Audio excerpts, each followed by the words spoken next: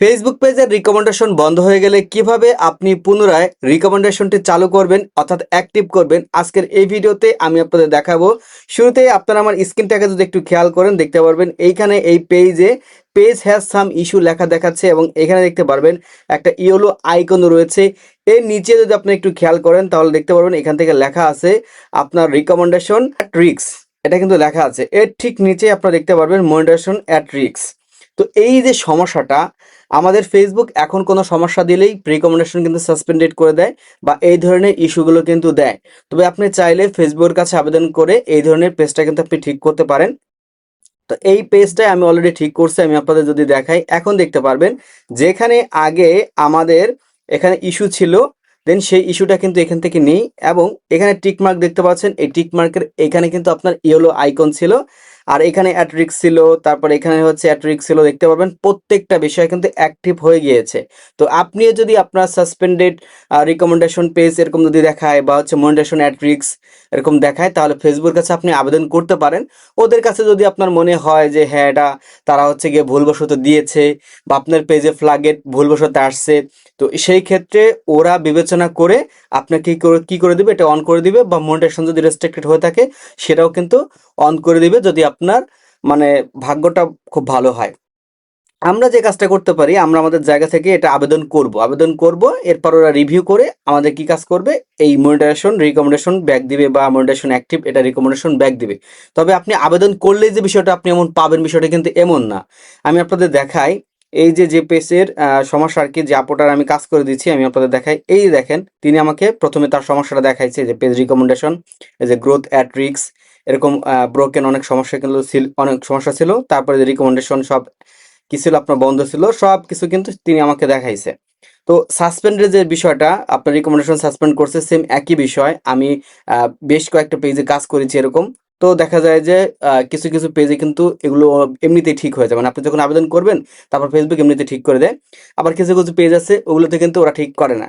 তার মানে ওই পেজগুলোতে হয়তো বা আপনার কোনো না কোনো সমস্যা আছে, স্ক্রিনটাকে আপনারা ভালোভাবে খেয়াল করলে বুঝতে পারবেন। আচ্ছা এটা শেষ, আমি আরেকটা আপনাদের জিনিস দেখাই। এই যে দেখেন এইখানে আমি সাউন্ডটা কমায় দিচ্ছি। এই যে দেখেন এই যে পেজে আপনার ইস্যু ছিল, তারপর হচ্ছে কি এখান থেকে কিন্তু আবার পেজের নো রেস্ট্রিকশন এরকম কিন্তু আপনার দেখাচ্ছে। তো এখানে রিকমেন্ডেশন প্লাস মনিটরেশন সবকিছু কিন্তু আপনার অ্যাট রিস্ক অবস্থায় দেখাচ্ছে। তো এই যে প্রসেসটা, আমি কোন প্রসেসে এই জিনিসটা ঠিক করলাম, বা আপনারাও চাইলে কিন্তু এই ওয়েটা কাজে লাগাতে পারেন। দেখেন শুরুতে আপনি যে কাজটা করবেন, আমি এই ভিডিও ডেসক্রিপশন বক্সে একটা লিঙ্ক দিয়ে দিব। অবশ্যই এটা ফেসবুকে আপনারা পাবেন না, কারণ ফেসবুকে হচ্ছে ভিডিও র্যাঙ্কিংটা ওরা কমায় দেয়। আপনারা ইউটিউবের ভিডিও ডেসক্রিপশন বক্সে এই ভিডিওটার লিঙ্কটা পেয়ে যাবেন, অর্থাৎ যে ফর্মটা আমি দিব তো সেটা আপনারা পেয়ে যাবেন।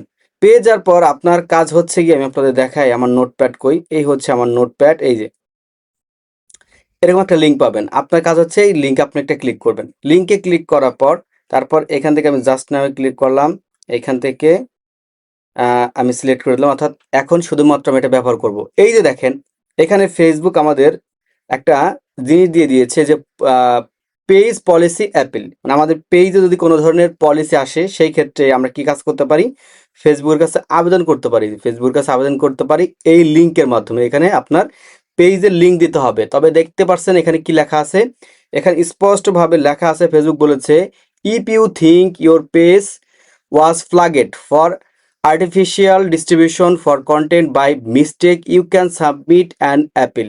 তো এখানে বলতেছে ফেসবুক যে আপনি যদি মনে করে থাকেন আপনার ফেসবুক পেজে ফ্ল্যাগেড কন্টেন্ট দেওয়া হয়েছে আর্টিফিশিয়াল, মানে তাদের এআই কারিগরি তৈরির জন্য ভুলবশত, এক্ষেত্রে আপনি কি করতে পারেন, এখানে সাবমিট করতে পারেন। এখানে পেজ লিঙ্কটা আপনার দিতে হবে।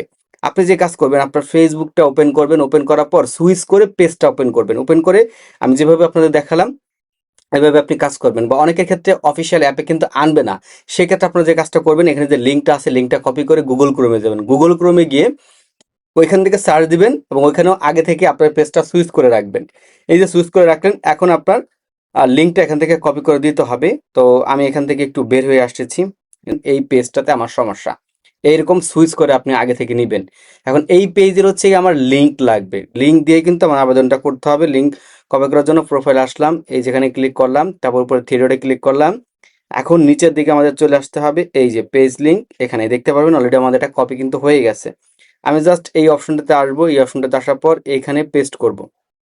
আচ্ছা, ভি পেস্ট করলে হয়ে যাবে। অনেক সময় এখানে চাপ দিয়ে ধরে রাখলেও কিন্তু আপনার পেস্ট আসে, ওখানে ক্লিক করলে হয়ে যাবে। তারপর এইখান থেকে আপনারা দেখতে পাচ্ছেন যে সেন্ড নামে একটা বাটন আছে, এই সেন্ড বাটন আমরা এখান থেকে ক্লিক করে দিব। দেখি, এই যে সেন্ড বাটনে ক্লিক করলাম। এই যে ইন্টারফেসটা আপনার আসলো, এখন কিন্তু সাথে সাথে আপনার আবেদনটা হয়ে গেল। তো এই কাজটা আপনি কখন করবেন? এই কাজটা হচ্ছে আপনি দিনে প্রতিদিন একবার করে আবেদন করবেন, জাস্ট। এরপরে আপনার আর কিছু করা লাগবে না। জাস্ট 24 ঘন্টা আপনি একবার করবেন, দেখা যায় যে আপনার হঠাৎ করে অটোমেটিক ভাবে এটা কিন্তু ঠিক হয়ে যাবে। তবে হ্যাঁ, আপনার কাছে যদি মনে হয় যে আসলে আমার পেজে কোনো ধরনের ভুল আছে, সেগুলোকে আপনি আগে থেকে ডিলিট করে নেবেন। তাছাড়া এইভাবে কাজ করলে, এইভাবে আবেদন করলে আপনার ক্ষেত্রে এটা ঠিক হবে না। তবে আমি আবারও বলতেছি, এইভাবে আবেদন করলেই যে আপনার আইডি রিকমেন্ডেশন সাসপেন্ডেড আছে, বা হচ্ছে গিয়ে আপনার পেজ অ্যাট রিস্ক বা মনিটাইজেশন চলে গেছে, বা ফ্ল্যাগেড কন্টেন্ট চলে আসছিল, তো এবার আবেদন করলে যে আপনি পাবেন, বিষয়টা কিন্তু এমন না। কারণ ফেসবুক এখানে স্পষ্টভাবে বলে দিছে, যদি আপনি মনে করেন, এই যে যদি আপনি মনে করেন, আমি এখানে আবার ক্লিক করলাম, জাস্ট নাওতে আবার ক্লিক করলাম, এই যে ফর্মটা চলে আসছে। এই ফর্মে আসার পর এই যে এখানে দেখতে পারবেন লেখা আছে, if you think your page was flagged for artificial distribution for content by mistake, you can submit an appeal. যদি ভুলবশত আপনার ফ্ল্যাগেড কন্টেন্ট এসে থাকে, ঠিক আছে, তো সেই ক্ষেত্রে আপনি এই জিনিসটা আবেদন করবেন। কারণ বর্তমানে ফ্ল্যাগেড কন্টেন্ট দিয়ে পেজের যে আপনার একটা গ্রোথ থাকে, অর্থাৎ রিকমেন্ডেশন থাকে, সেটা কিন্তু তারা বন্ধ করে দিচ্ছে।